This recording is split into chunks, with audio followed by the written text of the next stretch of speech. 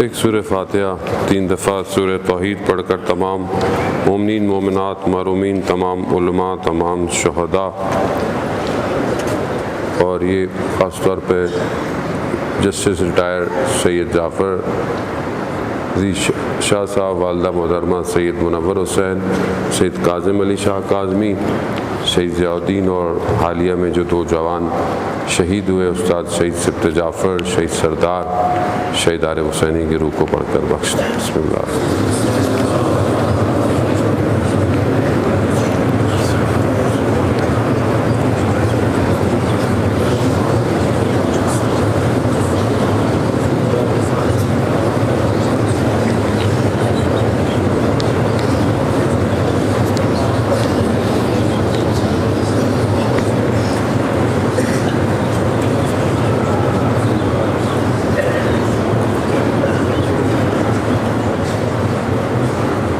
امام زمانہ کی سلامتی کے لیے ایک دفعہ صلوات بھیج دیں۔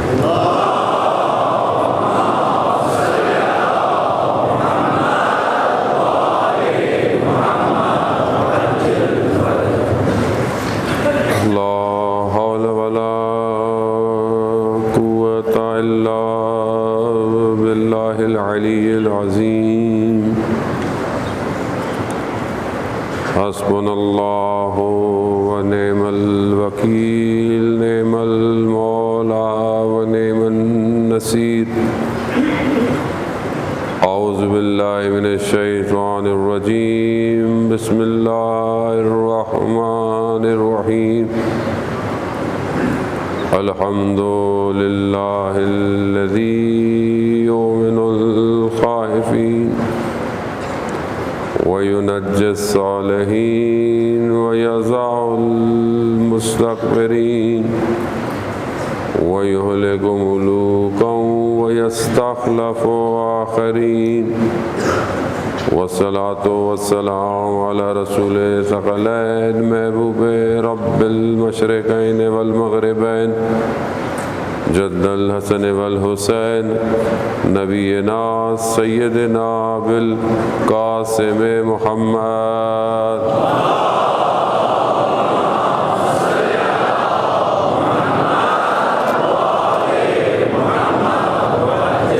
وعلى آلہ الطیبین الطاہرین المعصومین، لا سیما بقیت اللہ فی الارضین، روحی وارواحنا لتراب مقدم الفدا، ولعنت اللہ علی اعدائہم اجمعین۔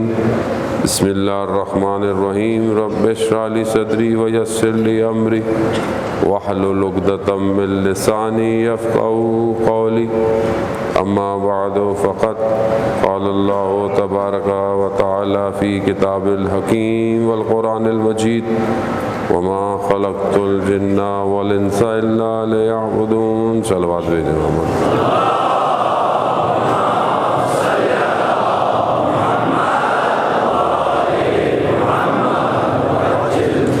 عزاداران شہید و شہداء، ایام عزا کی چند مجالس سے خطاب کی توفیق آپ مومنین کے درمیان میں ہوئی۔ خدا کی بارگاہ میں سب سے پہلے شکر گزار ہیں کہ پروردگار نے یہ توفیق عطا فرمائی، اور اس مقصد کے لیے کہ جس مقصد کے لیے سید الشہداء علیہ الصلوۃ والسلام کربلا آئے تھے، اس مقصد کو تبیین کرے، اس مقصد کو تظہیر کرے آنے والی نسلوں تک۔ میں بہرحال یہاں پہ خاص طور پہ آغا صاحب کا اور تمام علماء کا، جتنی بھی آرگنائزیشن خاص طور پہ ISO اور جتنے بھی والنٹیئرز اور انتظامیہ جنہوں نے بھی بہرحال اس پروگرام کو منعقد کیا اور یہ موقع دیا کہ آپ مومنین کے درمیان میں حاضر ہوں، تہ دل سے مشکور ہوں، اور خداوند متعال کی بارگاہ میں دعا گو ہوں کہ پروردگار اپنی بارگاہ سے بہتر اجر عطا فرمائے۔ میں خود بہرحال ذاتی طور پر بھی بہت عرصے سے چاہتا تھا کہ میں یہاں پہ تشریف لاؤں اور وظیفہ ہے، بہرحال اس میں وقت کی یا کوئی ایسی کوئی بات نہیں کہ ہم نے وقت نکالا، وقت ہمارا ہے ہی نہیں، وقت امام کا ہے، اور جہاں امام کی نوکری ہے وہاں انسان نے جانا ہے۔ بس یہ کہ امام ہم سے راضی ہو اور ہماری اس نوکری کی وجہ سے ظہور میں ایک قدم ہم اور آگے بڑھیں۔ اصل ہدف ہماری زندگی کا، ہماری حیات کا ہمارا امام ہے۔ عزیزان محترم، کیونکہ بہرحال ہماری مجالس کا ایک بیشتر طبقہ جوان کا ہے، آج کل کے اس دور کے اندر کہ جہاں پر جوان ہی ٹارگٹ ہے ہر طریقے سے، اور اسے مختلف طریقے سے اصل حقیقت سے دور کیا جا رہا ہے، اسے دنیا اتنی خوبصورت کر کے دکھائی جا رہی ہے کہ وہ آہستہ آہستہ اپنی حقیقت کو کھو رہا ہے۔ اس کھوتی ہوئی زندگی کے اندر جہاں ہم اپنے بدن کی اتنا خیال رکھتے ہیں اور اس کے لیے خوراک کا انتظام، لباس کا انتظام، خوشبو کا انتظام کرتے ہیں کہ بدن اچھا رہے، وہاں یہ بدن جتنا بھی بہتر ہو، جو کہ ضروری ہے کیونکہ بہرحال راکب ہے، اسی بدن کے اوپر روح جو ہے وہ سوار ہے، بدن کا توانا ہونا بہتر ہے۔ اگر بدن بہتر نہیں ہوگا تو انسان عبادت سے معزول ہو جاتا ہے، عبادت اس کے لیے مشکل ہو جاتی ہے، فی سبیل اللہ کام نہیں کر پاتا، لوگوں کی مدد نہیں کر پاتا۔ تو یہ بہت ضروری ہے کہ بدن اس کا سالم ہو، لیکن بدن پھر بھی یہیں رہ جائے گا، خاک میں مل جائے گا۔ جو چیز اصل حساب کتاب دے گی وہ انسان کی روح ہے۔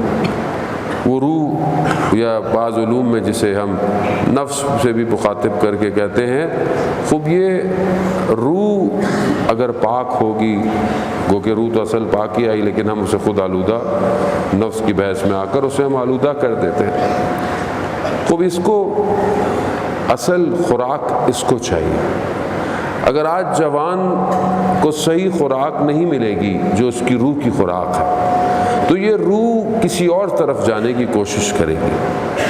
آج دنیا کے اندر آپ دیکھیں کہ لوگ اطمینان قلب کو ڈھونڈ رہے ہیں کہ کسی طریقے سے اطمینان ہو جائے۔ آج western ideology, western life style آج تھک گیا ہے۔ مادیت، آرام، اختیار، اس کی دیکھیں نا صبح شام جو اس کی تشہیر ہے وہ کس چیز کی ہے؟ سونے کی جگہ اچھی ہو، بیٹھنے کی جگہ اچھی ہو، جوتا اچھا ہو، کپڑا اچھا ہو، یہ آرام دہ ہو، وہ آرام دہ ہو۔ خوب یہ سارے آراموں کو کر کر وہ تھک گیا ہے، کیونکہ اسے اطمینان نہیں مل رہا۔ اسے اطمینان چاہیے، اسے سکون چاہیے۔ تو آج خود دیکھیں کہ آج ان ممالک کے اندر جو کنورژن کی تعداد ہے، کنورٹ ہونے کی، وہ اچھی خاصی ہے، اور اس کنورٹ ہونے کی وجہ یہی ہے کہ وہ سکون ڈھونڈ رہے ہیں، انہیں سکون چاہیے۔ ایک حد تک بڑا طبقہ جو ہے وہ بدھزم کی طرف، بدھزم جو ہے کہ بہرحال کسی طریقے سے ایک خلوت ہے، ایک تنہائی ہے۔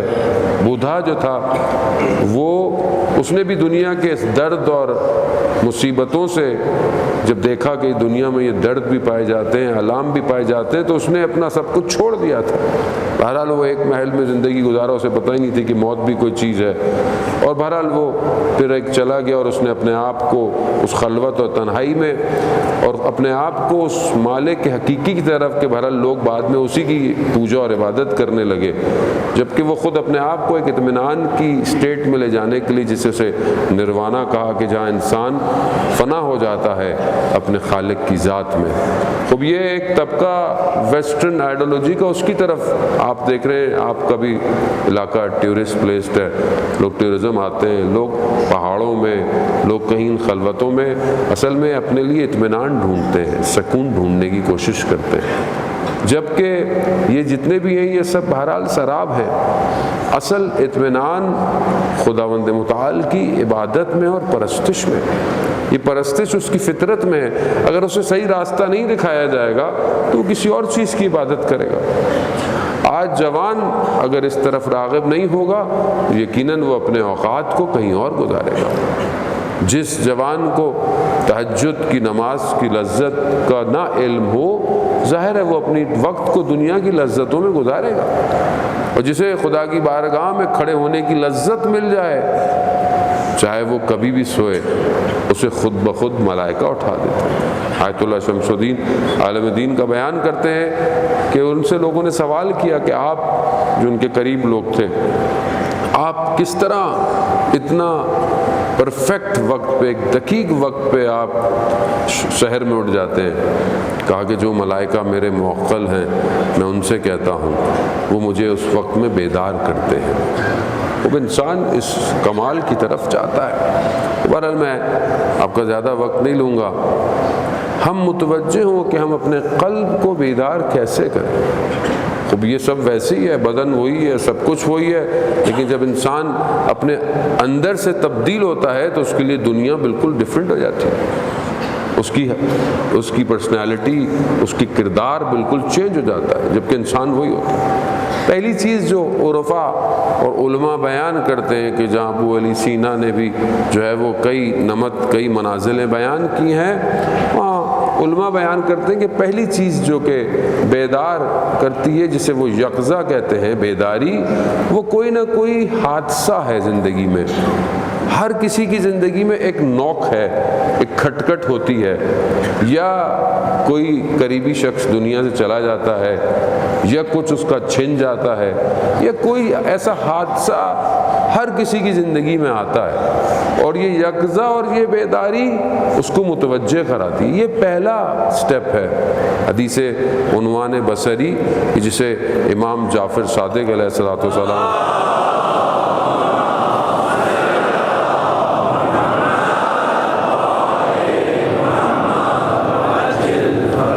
حدیث بہت مشہور ہے، علماء کرام یقیناً بیٹھے ہوئے ہیں، ان کے سامنے تو جسارت ہی ہے، لیکن بہرحال جوانوں سے یہ حدیث جو ہے وہ چھٹے امام نے تعلیم فرمائی، اور آیت اللہ قاضی طباطبائی رضوان اللہ تعالیٰ علیہ اپنے شاگردوں سے کہتے تھے کہ یہ حدیث اپنے جیب میں رکھا کرو اور ہفتے میں 2 دن پڑھا کرو۔ خوب حدیث کیا ہے، بہرحال آپ نے سنی بھی ہوگی، بہرحال میں جوانوں کے لیے جو آج کل ہر وقت جو ہے وہ فیس بک اور ٹک ٹاک پہ بیٹھے رہتے ہیں، تھوڑا کتابوں کی طرف بھی متوجہ ہوں۔ حدیث جو ہے وہ شخص ہے 96 سال کا، 96 ایئر اولڈ ہے، اور اس کا نام جو ہے وہ عنوان بصری ہے۔ وہ دوسرے مکاتب فکر میں جاتا ہے، علم حاصل کرتا ہے، اسے پتہ چلتا ہے کہ مدینہ میں رسول خدا کی اولاد ہے، تو وہ چاہتا ہے کہ میں ان سے بھی کچھ حاصل کروں، تو ان کے پاس آتا ہے، امام کی خدمت میں پہنچتا ہے اور امام سے درخواست کرتا ہے کہ میں آپ کے پاس آیا ہوں اور میں کچھ حاصل کرنا چاہتا ہوں۔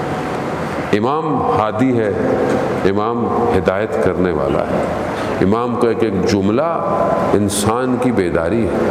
امام اسے کہتے ہیں کہ ہمارے پاس وقت نہیں ہے، ہم ہر وقت اذکار میں، عبادت میں، پھر حکومت ہمارے کنٹرول کی ہوئی ہے، حکومت کی نظر میں رہتے ہیں، ہمارے پاس تم وہیں جاؤ جہاں تم جایا کرتے ہو۔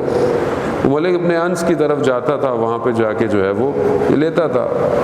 یہ اس نے توقع نہیں رکھی تھی کہ یہ اس کے ساتھ ایسے ہوگا، یہ بڑی امید کے ساتھ آیا تھا، امام نے اسے بھیج دیا۔ یہ جیسے ہی اٹھا اس کا دل ٹوٹ گیا، یہ سمجھ رہا تھا کہ شاید مجھے کچھ ملے گا، لیکن امام نے اس کے اندر یہ یقظہ پیدا کیا۔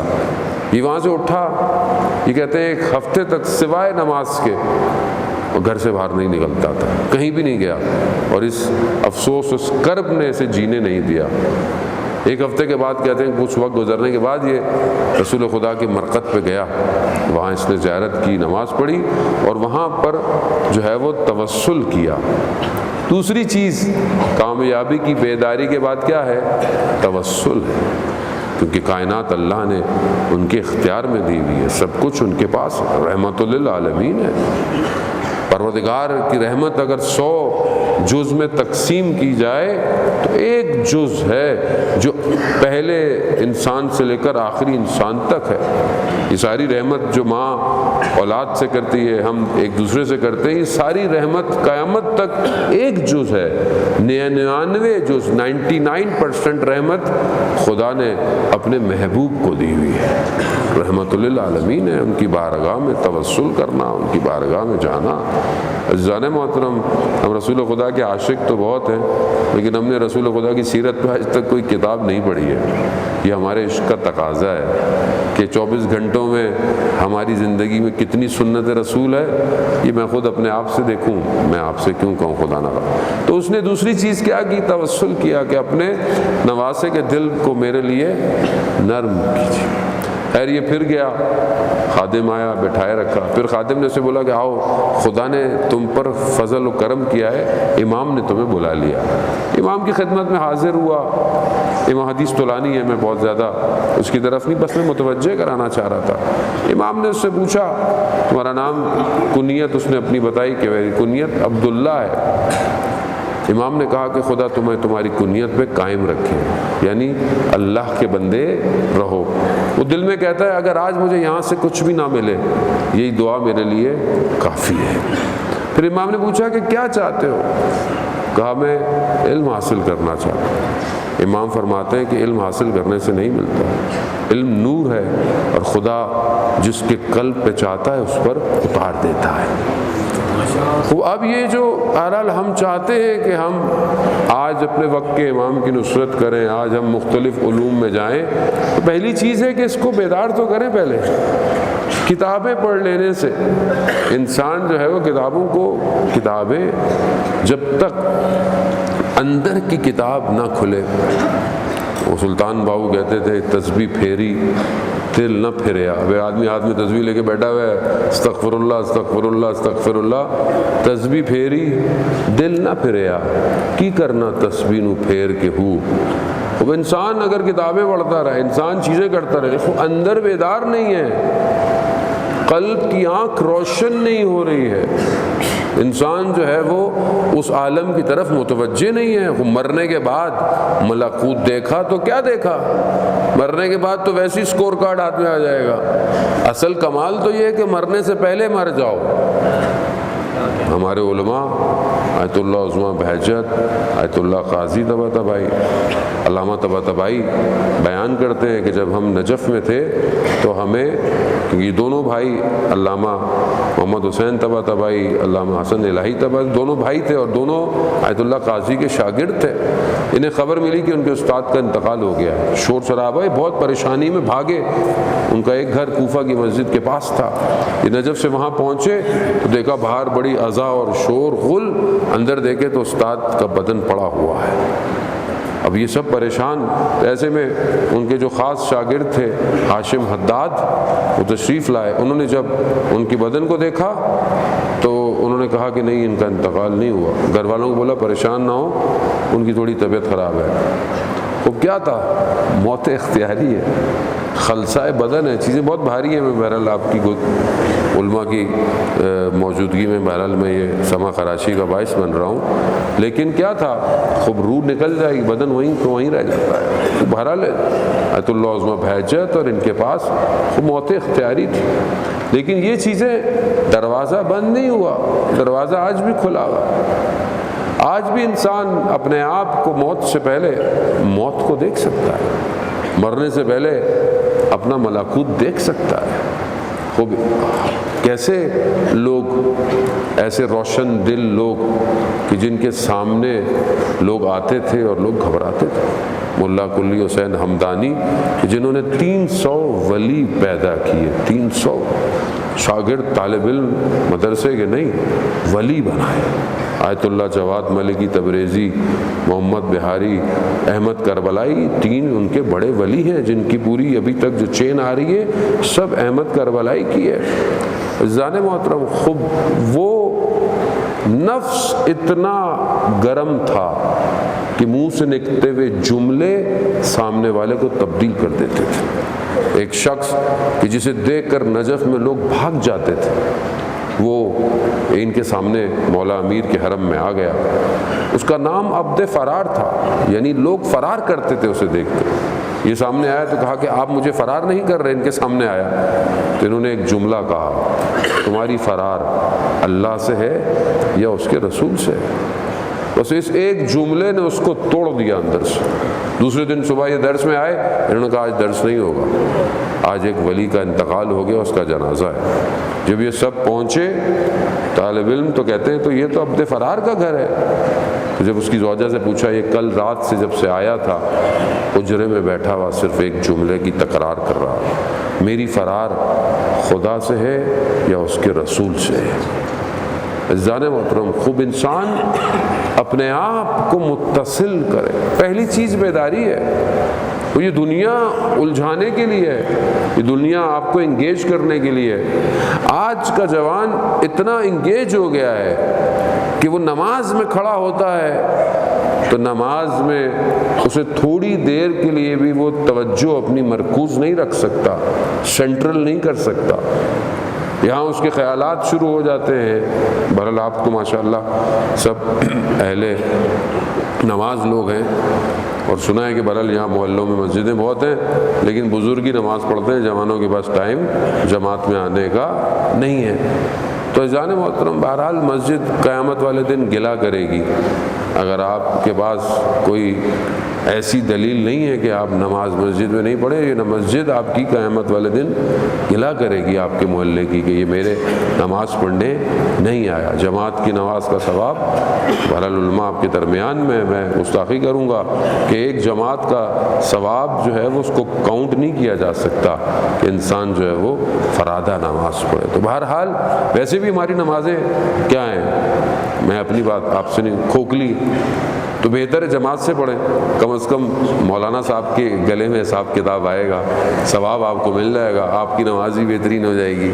تو آپ اپنی نمازوں کو بہتر کریں۔ جانے توجہ نہیں ہے آج، جیسے میری گفتگو چل رہی تھی کہ آج کے دشمن کو پہچانیں۔ آج کا دشمن آپ کو انگیج کرنا چاہتا ہے، بزی کرنا چاہتا ہے۔ ٹائم نہیں ہے، مولانا صاحب 1 گھنٹے کی ویڈیو دیکھیں، 1 گھنٹے کا لیکچر سنیں، چھوٹا کر لیتے ہیں 10 منٹ 15 منٹ 15 منٹ کا ٹیمپرامنٹ نہیں ہے۔ 15 منٹ کون دیکھے کوئی چیز، 5 منٹ کون دیکھے؟ اس طرح دشمن نے سازش کی ہے کہ ہمارے ٹیمپرامنٹ کو بہت شارٹ کر دیا ہے۔ آج ہم سے کوئی چیز برداشت نہیں ہوتی، کیوں؟ کیونکہ انسٹا، سنیپ چیٹ، ٹک ٹاک 50 سیکنڈ سے نیچے چلے گئے ہیں۔ لیس دین 50 سیکنڈ میں ایک پوری ویڈیو ہے، 50 سیکنڈ 30 سیکنڈ میں وہ اپنی بات پوری کر رہا ہے۔ ہم بھی برداشت نہیں کر سکتے 1 منٹ سے زیادہ، اس نے ہمیں اتنا فاسٹ کر دیا ہے۔ اس ٹیمپرامنٹ میں اصل میں وہ ہمارے برین کے ساتھ گیم کھیل رہا ہے۔ آپ تھوڑی دیر نہیں بیٹھ سکتے ایک جگہ، آپ 5 منٹ بغیر موبائل کے نہیں بیٹھ سکتے۔ ہاتھ آپ کا کیا کرتا ہے؟ ہر وقت بے چینی ہے، اس کا کام ہی بے چینی کرنا ہے، اور پھر آہستہ آہستہ وہاں لے آتا ہے کہ انسان خودکشی کی طرف چلا جاتا ہے۔ یہ خاص طور پہ جو گیم ہے، ان کا جو انفراسٹرکچر ہے، یہ آپ کے ہمزاد کو کریٹ کرتا ہے، آپ کا ہمزاد اس کے اندر انوالو ہے، اور آپ سمجھ رہے ہوتے ہیں کہ شاید میں کھیل رہا ہوں، آج وہ online game online ہو گیا، اب سب کچھ آن لائن بیٹھے ہوئے پوری دنیا خوب آپ کو اتنا انوالو کرتا ہے۔ ہمارے ایک دوست ہمارے ساتھ سفر کر رہے تھے، مسلسل میں نے دیکھا وہ ایک گیم کھیلے جا رہے ہیں، کھیلا اچھے خاصے بڑے پڑھے لکھے آدمی، لیکن جب دیکھوں ٹیبلٹ میں گیم، گاڑی میں بیٹھے۔ ایک دن میں نے بہرحال ان سے معذرت کے ساتھ کہا کہ میں نے کہا کہ بلائیے، یہ جو تھوڑی دیر آپ کر رہے ہیں، اس کے بجائے اگر آپ تھوڑی دیر قرآن کی تلاوت کر لیں تو وہ زیادہ ثواب ہے۔ یہی ٹیبلٹ ہے، یہی موبائل ہے، اس پہ قرآن بھی تو پڑھا جا سکتا ہے۔ میں یہ نہیں کہہ رہا کہ آپ کی زندگی میں انٹرٹینمنٹ نہیں ہونی چاہیے، میں اس کے خلاف نہیں ہوں، نہ ہی خود رہبر معظم خود کتنا گیم کو پروموٹ کرتے ہیں، خود ہائکنگ کرتے ہیں، خود جوانوں کو جب بھی کوئی تمغہ لے کر آتا ہے اس کو باقاعدہ اسٹیٹمنٹ دیتے ہیں۔ میں انٹرٹینمنٹ کے خلاف نہیں ہوں، جو اصول دین کے ہیں وہی ہیں۔ خود امام موسیٰ کاظم علیہ السلام نے ارشاد فرمایا،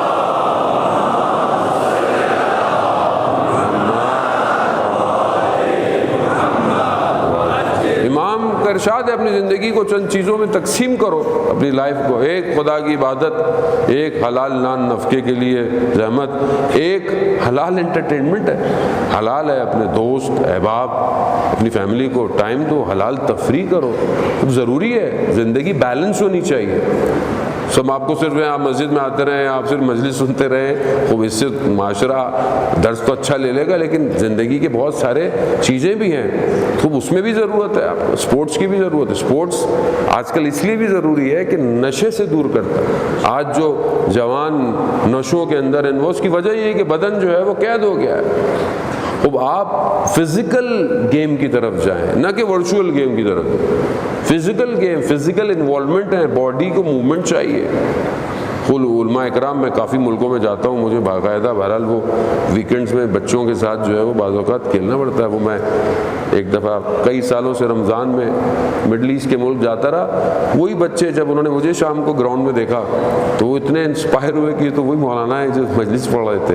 وہ بہت ضروری ہے کہ آپ کو جوانوں کے ساتھ رہنا ہے، خوب ہم بھی انسان ہیں، اسے بھی پتہ چلے کہ وہ انسان ہے ایک سوچو۔ ہم نے اپنے اساتید کو دیکھا کہ جس طرح ان کا بیہیویئر ہے جوانوں کے ساتھ، علماؤں کے ساتھ، خوب عزیزان محترم، خوب یہ ضروری ہے، لیکن آپ کو پتہ ہو کہ آپ نے اپنے وقت کو بیلنس کرنا ہے۔ آپ کی عبادت، آپ کی تعلیم، آج آپ کا اتنا بڑا ماشاءاللہ طبقہ ہے، آپ خود سوچیں کہ کتنی جابز ہم کریٹ کر سکتے ہیں۔ یہ سارے جو کتنے گریجویٹ ہوں گے کہاں جائیں گے؟ کیا ہم کوئی انڈسٹری ڈیولپ کر رہے ہیں؟ کیا ہمارے لوگ خود جہاں بیوروکریسی کی ضرورت ہے اس کے اندر کتنی محنت کر کر اپنے آپ کو پھر کہتے ہیں ہمارے یہ مسائل ہوں، وہ مسائل تبھی حل ہوں گے جب آپ اوپر کہیں بیٹھے ہوئے ہوں گے۔ دوسری چیز کہ کون سی انڈسٹری اس ٹائم ریولوشنری ہے پوری دنیا میں، کہ جس میں ابھی اس ٹائم ہیومن ریسورس کی ضرورت ہے اور پوری دنیا اس کی طرف جا رہی ہے، وہ آئی ٹی انڈسٹری ہے۔ آئی ٹی کے لیے ہم کتنے کوشاں ہیں۔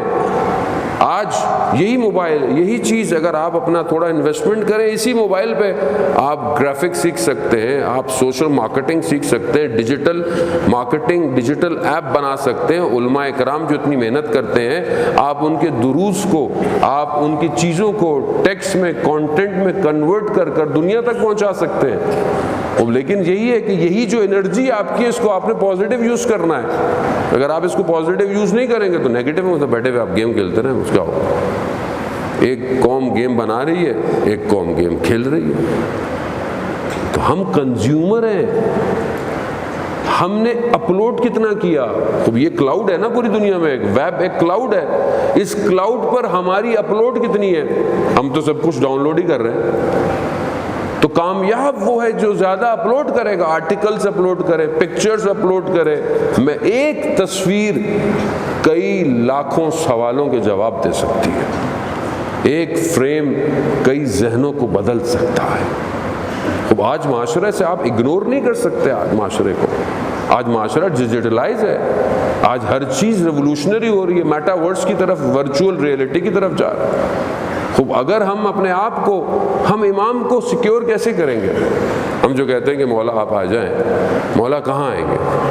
کربلا میں آئیں گے، مکہ میں آئیں گے، کوفہ میں آئیں گے۔ وہ مکہ میں امام کا ظہور ہے، تو مکہ کو ہم سیکیور کر سکتے ہیں؟ خوب امام نے معجزہ تو نہیں دکھانا، امام نے معجزہ دکھانا ہوتا ہے امام بہت پہلے آ جاتا ہے۔ اب امام کو ہیومن ریسورس چاہیے، اور امام کو ڈرون ٹیکنالوجی چاہیے، امام کو ڈیٹا سیکیورٹی چاہیے، ہیکرز چاہیے۔ وہ جو سیٹلائٹ جو اوپر سے دیکھ رہی ہے، وہ سیٹلائٹ امام کو اپنی چاہیے۔ دشمن تو پتہ نہیں کون کون سی ٹیکنالوجیز لے کر بیٹھا ہوا ہے، دور سے ہٹ کرنے کو تیار ہے۔ تو آج ہم کیا اپنے امام کی سیکیورٹی کے لیے کچھ کر رہے ہیں؟ جو صرف دعائے سلامتی امام زمانہ پڑھ کر گھر چلے جاتے ہیں۔ خزانے محترم آج کے دور کو سمجھے، زمانے کا امام ہے، زمانے کا امام یعنی جس ایرا میں ہم ہیں، جو کہ ٹرانس ماڈرنائزیشن سے اوپر چلا گیا ہے، مین مشین سائبورگ ہو گئی ہے۔ خوب اس میں محنت کی ضرورت ہے، اس میں آگے نکلنے کی ضرورت ہے، جدت کی ضرورت ہے۔ خوب اپنے اس خلا کو توڑیں، ہم آگے کی طرف بڑھیں جانے، ورنہ ہم نئی نسل کو کھو بیٹھیں گے۔ جب آپ اس کے لیے کوئی چیز پرووائڈ نہیں کریں گے، صرف روکتے رہیں گے تو جب آپ بچے کو بولے یہ نہیں کرو تو وہ کیا کرے؟ اس کو کچھ آلٹرنیٹ تو آپ کو دینا پڑے گا۔ بچے کو بولے بیٹا یہ نہیں پڑھو، اچھی نہیں ہے، تو پھر اس کو اچھی کتاب دینی پڑے گی۔ تو پھر اس کو اچھی کتاب دے، اس کو سٹوری دے، اس کو اچھے قصے سنائے، اس کو فکشن کریٹ کرے تاکہ وہ ڈیزائن کر سکے۔ آپ سوچیں کہ جو ایک شہید ہے کہ جسے فادر آف میزائل کہا جاتا ہے، وہ جسے امام خمینی نے جب انہیں کہا کہ جاؤ رشیا، اور رشیا جا کر ان سے ٹیکنالوجی لے کر آؤ، رشیا نے ٹیکنالوجی دینے سے انکار کر دیا۔ اب یہ واپس آیا تو ان کو بہت زیادہ جو تھا وہ دکھ تھا کہ میں امام کی خدمت میں کیسے جاؤں۔ یہ فوراً مشہد مقدس امام کی زیارت پہ چلا گیا، امام کی زیارت کی، امام سے توسل کیا، واپس آیا واپس آ کر اس کی بچی بہت عرصے سے کہہ رہی تھی کہ یہ میں نے ایک ڈرائنگ بنائی ہے، اس ڈرائنگ کو صحیح کر دیں۔ بار بار وہ یہ کرتی ہے، چھوڑ دیتے تھے۔ اس نے بولا چلو بچی ہے دیکھیں۔ جب اس نے بچی کو ڈرائنگ بنا کر دی اور اپنے اس کیفیت میں تھا، جو ڈرائنگ بنی وہ میزائل کا پورا نقشہ تھا۔ وہ خدا خود مدد کرتا ہے عزیزان محترم جب آپ توسل کرتے ہیں امام کی بارگاہ میں، اور وہ آج اس کی قبر کے اوپر لکھا فادر آف میزائل۔ وہ یہ جتنے بھی دنیا میں دائیں بائیں لگ رہے ہیں ہر جگہ، اصل بنانے والا وہی ہے۔ عزیزان محترم خوب جب آپ اپنے خول سے باہر نکلیں گے تو امام جس کا صاحب زندہ ہو انہیں پریشان نہیں ہونا چاہیے۔ ابو الحسن اصفہانی کا واقعہ، بہت بڑے عالم دین اپنے زمانے کے مہاراج تقلید تھے نجف کے اندر، ایک گاؤں دیہات میں رہنے والے تھے اور وہاں سے اصفہان پڑھنے آئے۔ کسان کے بیٹے تھے، کہا میں پڑھنا چاہتا ہوں۔ آئے، والدہ نے کہا والد سے کہ جا کر اپنے بیٹے کی حالت دیکھ۔ شدید سردیوں کی کہتے ہیں راتیں تھیں۔ مدرسے میں جب پہنچے اپنے بیٹے کے پاس تو حجرے میں دیکھا کچھ بھی نہیں ہے، نہ کوئی چیز ہے روشن کرنے کے لیے، نہ کوئی گرم کرنے کے لیے، کچھ بھی نہیں ہے، کوئی ایسی چیز نہیں ہے۔ تو اپنے بیٹے پہ ناراض سے ہوئے کہ اس سے تو بیٹا بہتر تھا، گاؤں میں کچھ دو لقمے تو مل جاتے تھے۔ ان کا بڑا دل ٹوٹا۔ یہ مدرسے کے صحن میں آئے، انہوں نے امام زمانہ سے توسل کیا، کہا مولا میں تو آپ کی نوکری ہے، مجھے ہر چیز قبول ہے، مجھے ہر چیز منظور ہے جیسے بھی ہو، مگر میں آپ کی نوکری نہیں چھوڑ سکتا۔ تو میں والد کو کیا کہوں؟ ارے باپ شریعت میں بہت بڑا مقام رکھتا ہے۔ یہ کہہ کر ابھی گئے تو مدرسے کے خادم نے کہا کہ سید کوئی دروازے پہ کھڑا ہوا ہے۔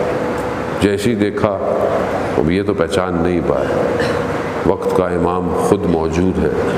چیزیں دیں، کچھ آذوقہ دیا، کہا کہ کمرے میں فلانی جگہ ایک شمع ہے اس کو روشن کرنا، روشنی بھی ہوگی اور گرماہٹ بھی ہوگی اور کچھ چیزیں باقی بعد میں، اور ہاں اپنے والد سے کہنا ماں صاحب داری، ہمارا صاحب زندہ ہے۔ یہ کہہ کر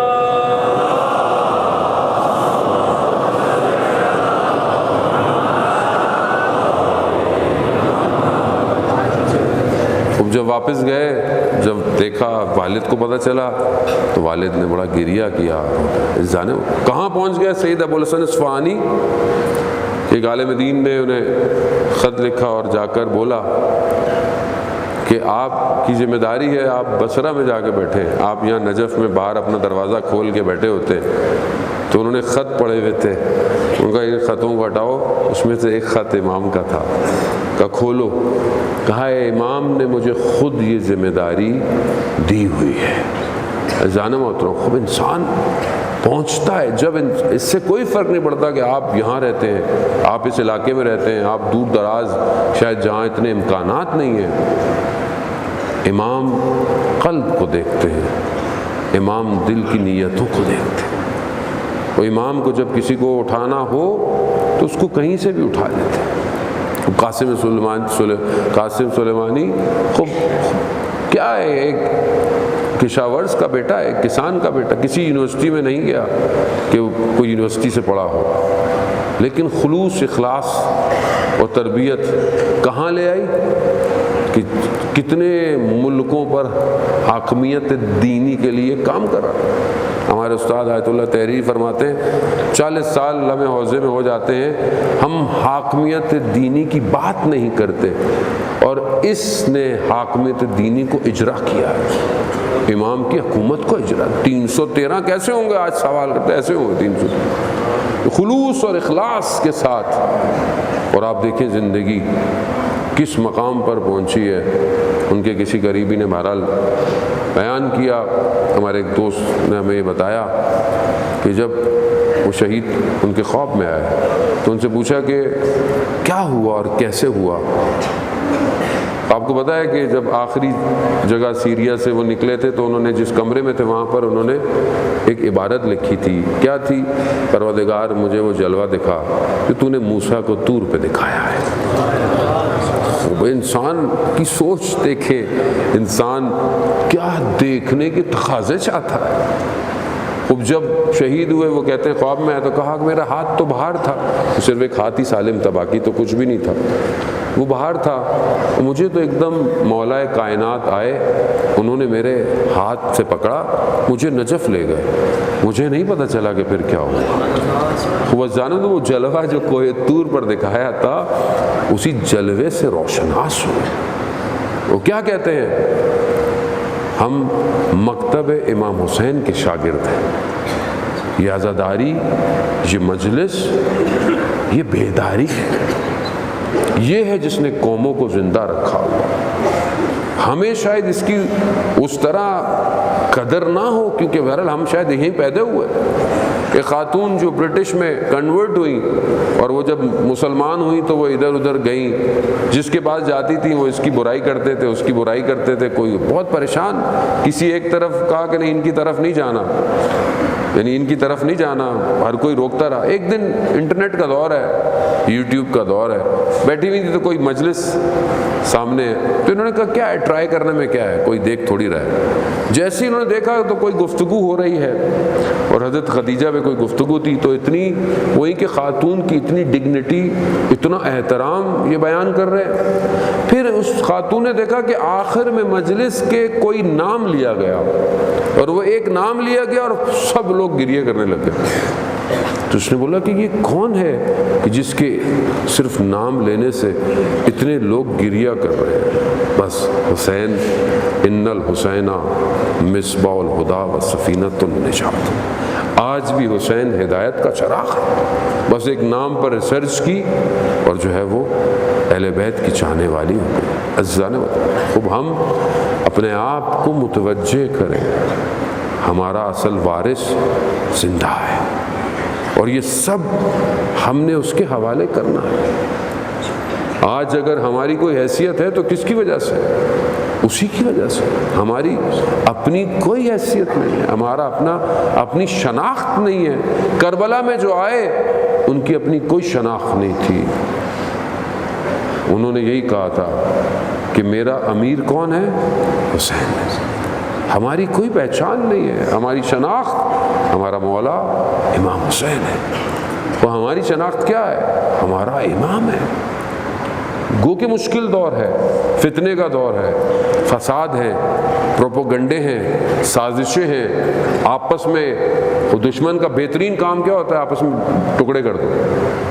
ایک ہی کمیونٹی ہو اور خود دیکھیں، روش میں اختلاف ہونا بری بات نہیں ہے، طریقہ کار کاموں کے انجام دینا بری بات نہیں ہے، لیکن رشد کا باعث بنتے ہیں ادارے۔ لیکن اس کا مطلب یہ نہیں ہے کہ ہم ایک دوسرے سے کھچاؤ تناؤ میں رکھ کر اپنے آپ کو تنزلی کی طرف لے جائیں۔ ہمارے لیے معیار شخصیتیں نہیں ہونی چاہیے، ہمارے لیے معیار اہل بیت ہیں، ہمارے لیے معیار وہ معیارات ہیں جو نہج البلاغہ بیان کر رہا ہے۔ اگر ہم اس حق کی طرف ہیں، میں اس حق کی طرف ہوں، سلام۔ اگر میں بھی اس حق پہ نہیں ہوں، مجھے اتار دیں۔ اس چیز کو سمجھے، ہم اپنے آپ کو اس اصل ہدف سے بعض اوقات دور کر دیتے ہیں۔ جب آپ متحد ہیں، آپ کے درمیان میں علماء اکرام ہیں، آغا صاحب ہیں، تو آپ کو متحد ہونا ہے۔ آپ کو باقی جگہوں کے اثرات کی وجہ سے اپنی کمیونٹی کو بریک نہیں کرنا۔ آپ اگر مختلف بھی ہیں تو باعث رشد بنے، باعث تنزلی نہ بنے۔ شیطان کا حربہ یہ ہے کہ ہمیں ٹکڑوں میں بانٹ کر ناکام بنا۔ آج دیکھ لیں دشمن ہمارے اوپر حاوی ہو گیا، صرف ہماری اس شخصیت پرستی کی وجہ سے۔ شخصیت پرستی اسلام نہیں کرتی انسان موت۔ وہ جو خدا کی طرف لے کے جائے بس وہی سب کچھ ہے۔ اگر آج میں آپ کو اپنی ذات کی طرف لے کر جا رہا ہوں تو میرے میں اور سامری میں فرق نہیں ہے۔ سامری نے جو اس لوہے کو، اس سونے کو آگ میں دہکا کر اور حضرت جبرائیل کے جو سواری کے جگہ سے جو مٹی اٹھائی تھی اور اس کو اس میں ڈال کر کیا کہا تھا جب حضرت موسیٰ علیہ السلام غیبت پہ گئے؟ کیا کہا کہ یہ موسیٰ کا رب ہے۔ ظاہر ہے باطل خود کچھ نہیں ہوتا، اس میں تھوڑا حق ملانا پڑتا ہے۔ حق کو باطل کے ساتھ ملائیں گے تو ہی باطل نظر آئے گا، ورنہ کچھ نہیں ہے۔ خوب اس نے کیا کیا؟ اللہ سے اور حقیقی اس کے نبی سے دور کیا۔ خدا نہ خواستہ اگر میں آ کر آپ کو اپنی طرف متوجہ کر رہا ہوں تو میں خود بھی خسارے میں ہوں، آپ کو بھی خسارے میں لے کے جا رہا ہوں۔ اور اگر میں تو خدا کرے کہ ایسا ہو کہ میں آپ کو اور خود اپنے آپ کو سب سے پہلے اپنے پروردگار کی طرف لے کے جا رہا ہوں، اصل ہدف یہ ہے ہمیں آخر کار اس کی بارگاہ میں حاضر ہونا ہے۔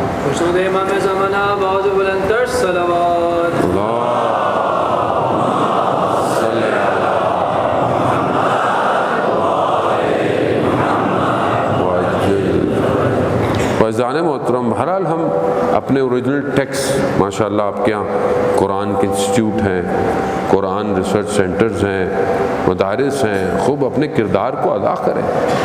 دنیا کی کتابیں پڑھیں، بہت اچھی بات ہے، سب پڑھیں آپ، ساری چیزیں پڑھیں آپ، لیکن جو الہی کتاب ہے وہ ہمارے اندر کتنی پینیٹریٹ کی کہ ماشاءاللہ آپ کے یہاں لوگ کام کر رہے ہیں، خود اس کو اپنے وجود میں پیوست کریں اور اس کے ذریعے سے اپنی زندگی میں اثرات کو مرتب۔ آج اگر میرے وجود پر قرآن کی حکومت نہیں ہے تو کل پھر میں اپنے وجود کو اپنے امام کو نہیں دے سکتا، کیونکہ جب امام آئیں گے تو قرآن کی حکومت ہوگی۔ امام آئیں گے اور کس چیز کی؟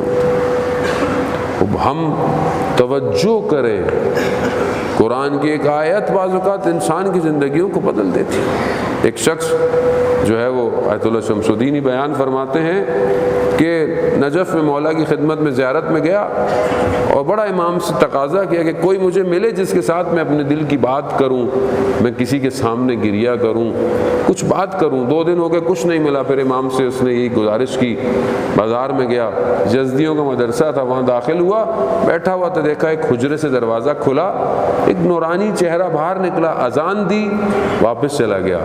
اس نے خدا کی بارگاہ، پروردگار اتنے دنوں سے میں ڈھونڈ رہا تھا، ایک چہرہ نظر آیا، اس نے بھی میری طرف توجہ نہیں کی۔ دروازہ دوبارہ کھلا، اس شخص نے اس کو اشارہ کیا، یہ اوپر گیا اور اس شیخ کے ساتھ بیٹھ کر دونوں ایک دوسرے کو دیکھتے رہے، گریے کرتے رہے، گلے ملے، کوئی بات نہیں کی، جدا ہو گئے۔ وہ کون تھے؟ آیت اللہ تعلقانی۔ علامہ تقی جعفری بیان کرتے ہیں کہ میں نے اسفار ان سے پڑھی اور کیسے ایسے عالم بنے کہ محرم سے 2 دن پہلے مجھے کہا کہ اب درس کی تعطیل ہے۔ میں نے کہا ابھی تو 2 دن باقی ہیں، لیکن کہا کہ نہیں، میں سمجھ گیا کہ کوئی خبر ہے۔ آخری رات اپنی طالب علموں کے ساتھ بیٹھتے، ہنستے رہے، کھیلتے رہے۔ طالب علم جانے کی کوشش کرتے تھے تو کہتے تھے آج کی رات کو غنیمت سمجھو۔ صبح رات کو اپنے خادم کو کہا کہ فجر کی اذان کے بعد تم جب اٹھو گے تو مجھے مردہ پاؤ گے۔ خود نماز پڑھی، وضو ہوئے اور سفید چادر کو اوڑھا اور قبلہ رخ، جان نکل گئی۔ کیسے اس مقام پر پہنچے؟ چرواہے تھے، چوپان تھے، جانوروں کو چلاتے تھے، تو وہیں تعلقان میں کہیں سے کوئی قاری قرآن پڑھ رہا تھا۔ قرآن کی آیت جب وجود سے ٹکرائی تو کہا خدا یہ تیری طرف سے نامہ ہے، میں اس کو ٹھکراؤں گا نہیں۔ اپنے جانوروں کو واپس دیا جو صاحب تھا اور خود اصفہان اور اس کے بعد نجف پہنچ گئے۔ اللہ صلی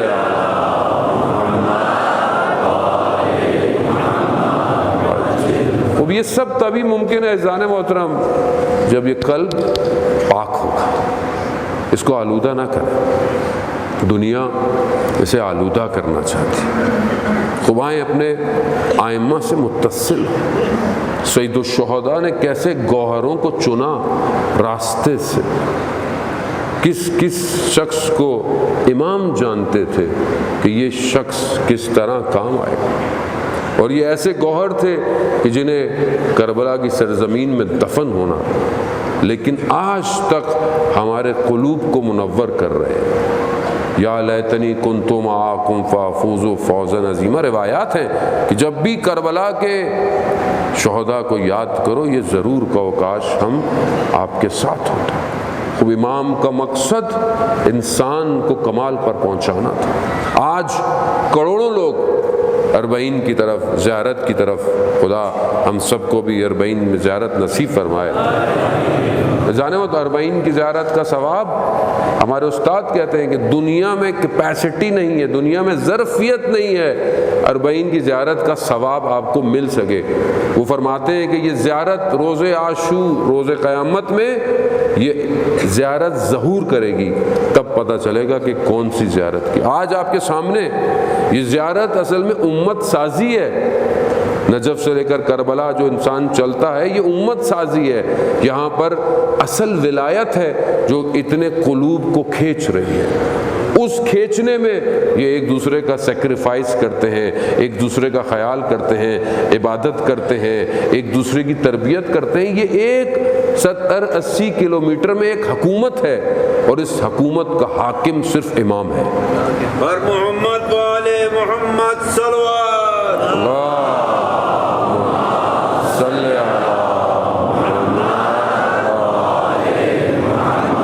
اب اگر ہم دیکھنا چاہتے ہیں کہ ظہور میں حکومت کیسی ہوگی، ظہور میں حکومت ایسی ہوگی، یہاں نہ زبان آتی ہے کسی کو ایک دوسرے کی، نہ کسی کو شہر کا پتہ ہے، کوئی پوچھتا بھی نہیں ہے کہاں سے آئے ہو، بس یہ ایک ہی آئیڈینٹی، ایک ہی شناخت، کیا ہے؟ ظاہر امام حسین۔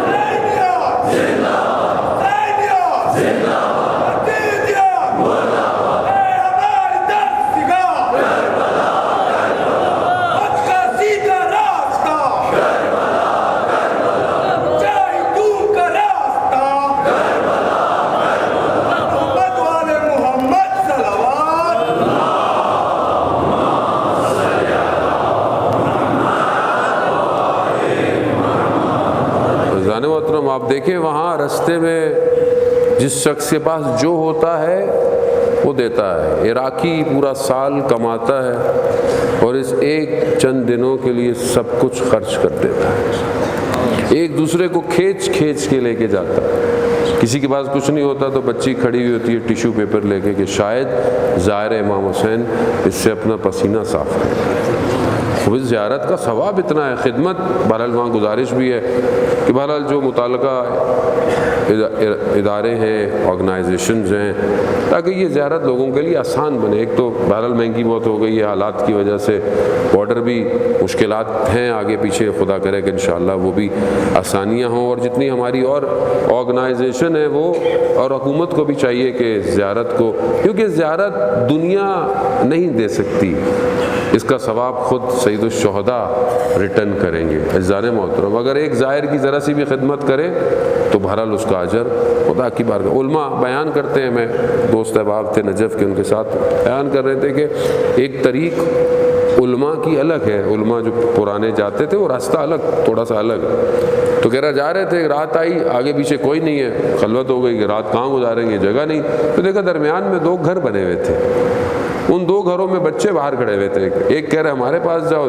کہتا وہ زبان بعض کو اتنی صحیح نہیں آتی تھی، کچھ کو بہرحال عربی تھی لیکن اپنی ان کی لوکل لینگویج عربی، وہ ایک ادھر گھسیٹ رہا ہے ادھر گھسیٹ رہا ہے، کچھ آپس میں انہوں نے بات کی، اور پھر اس کے بعد ایک گھر میں یہ ظاہر چلے گئے، تو انہوں نے پوچھا کہ کیا آپس میں بات کی، کیونکہ ان کے بزرگ پیچھے کھڑے ہوئے تھے، کہا ان میں سے جس گھر میں آئے ہیں اس گھر کے ایک شخص کو اس خانوادے نے قتل کیا ہوا تھا، تو وہ خون ان کی گردن پہ تھا، انہوں نے کہا کہ یہ زائر کو ہمارے پاس دے دو، ہم اس خون کو معاف کر دیں۔ اور محمد والی محمد صلوات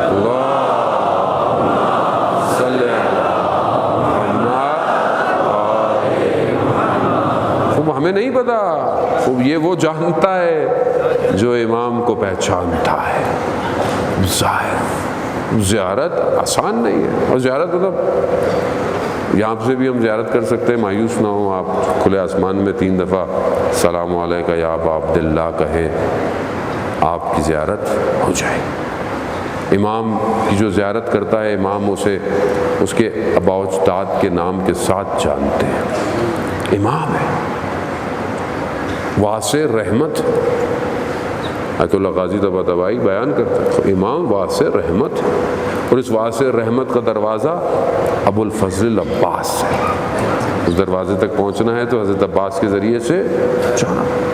کربلا بہترین مثالوں کو ہمارے لیے اجاگر کر رہے ہیں۔ وہ حضرت عباس کا کردار، حضرت عباس کی شخصیت، اطاعت کا پیکر اور وفا، یہ سب مجسم ہے۔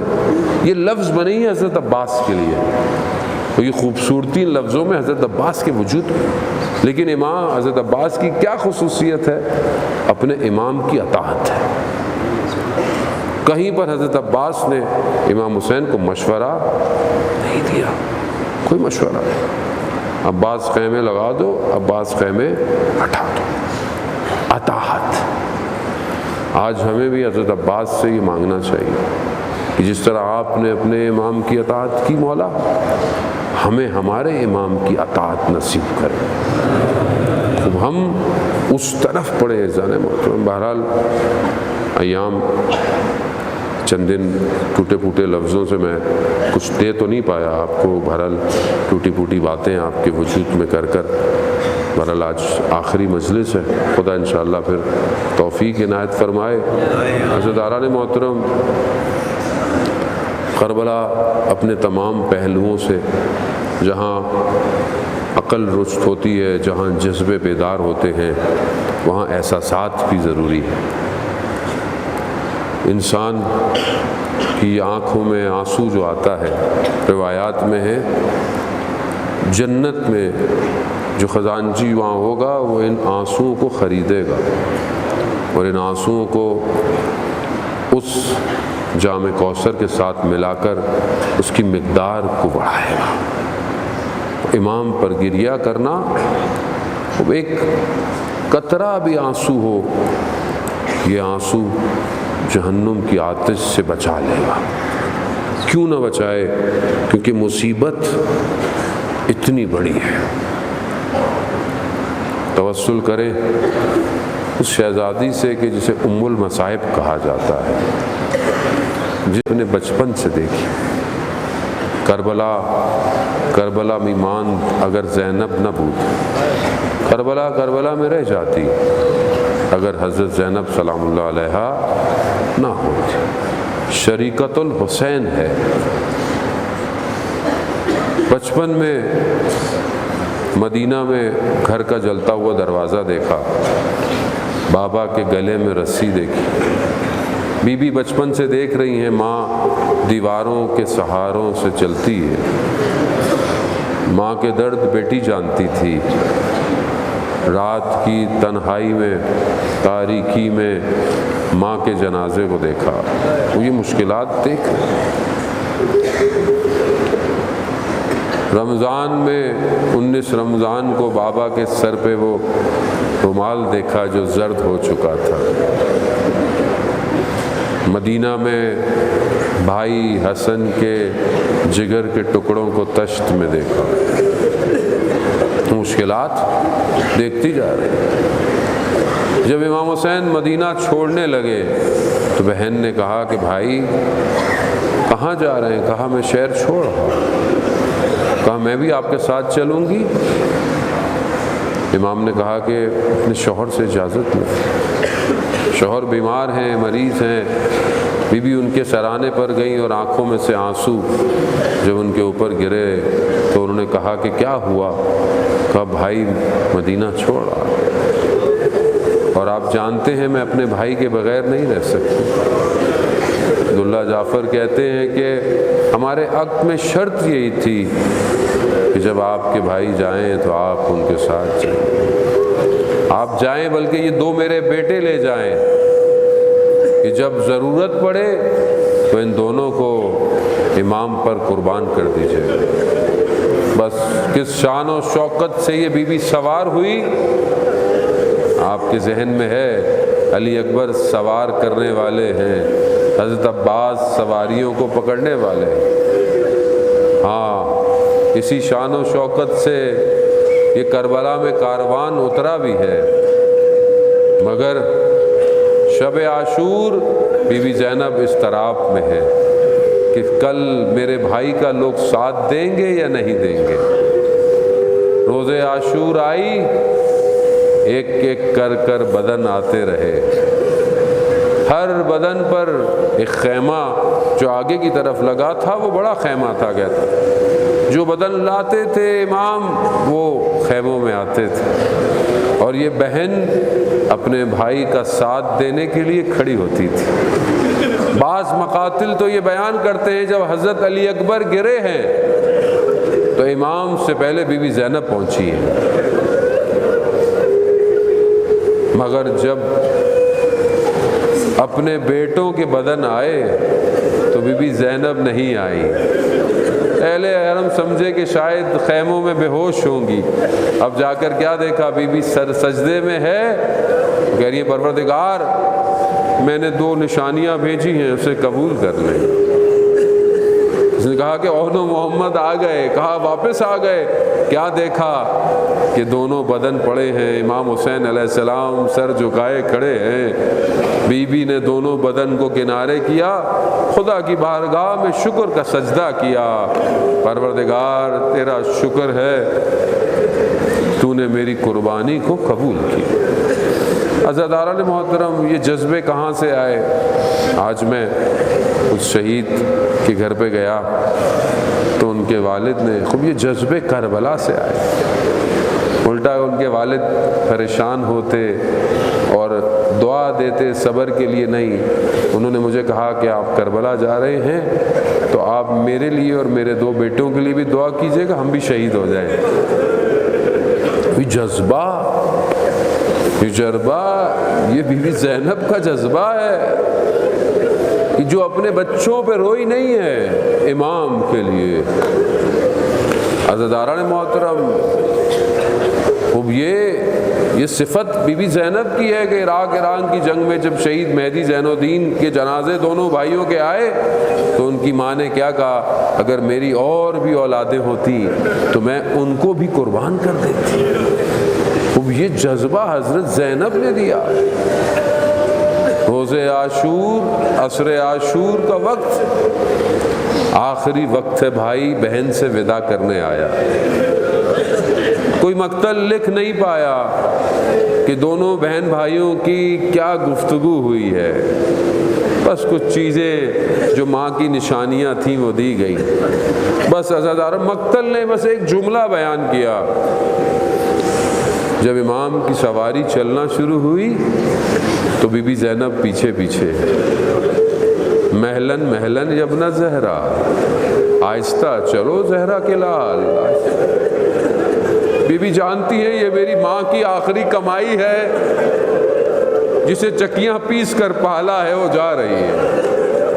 عزاداران محترم، اب بھائی نہیں آئے گا، محلن محلن یبن زہرا، آہستہ چلو زہرا کے لال۔ امام نے مڑ کر کہا، بہن ابھی تو مل کر آیا ہوں۔ کہا مجھے ماں کی وصیت یاد آ گئی۔ امام نے ماں کا نام سنا، نیچے اترے، بیان کرتے ہیں کہ امامے کا تحت الحنک اٹھایا گیا، بی بی نے گردن پہ بوسے لیے۔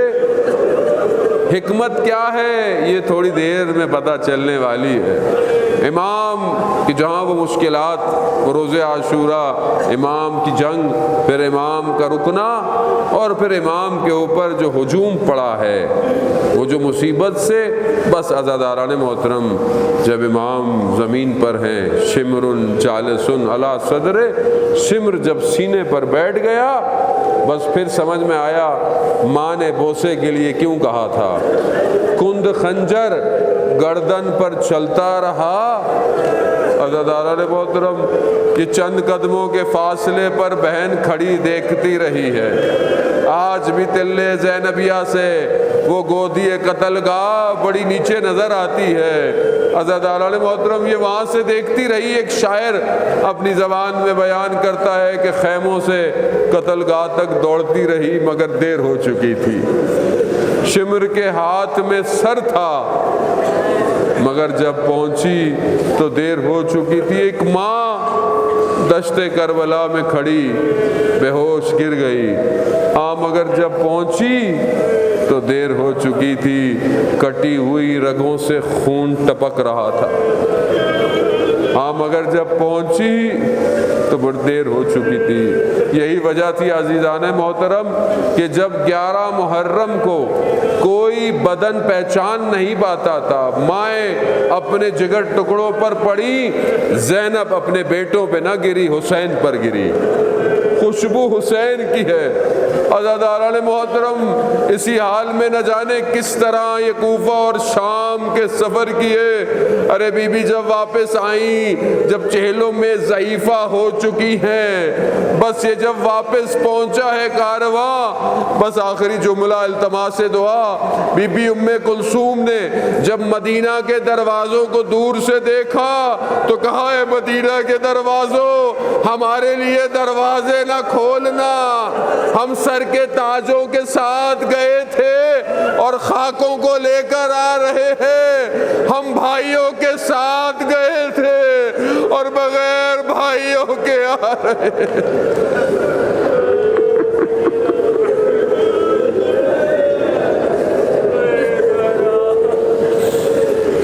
الا لعنۃ اللہ علی القوم الظالمین وسیعلم الذین ظلموا ای منقلب ینقلبون۔ پروردگار امام زمانہ کے ظہور میں تعجیل عطا فرما، ہمیں ان کے ناصروں، ان کے مددگاروں میں شمار فرما۔ پروردگار یہاں کی کمیونٹی کو آپس میں محبت اتفاق کے ساتھ رہنے کی توفیق عطا فرما۔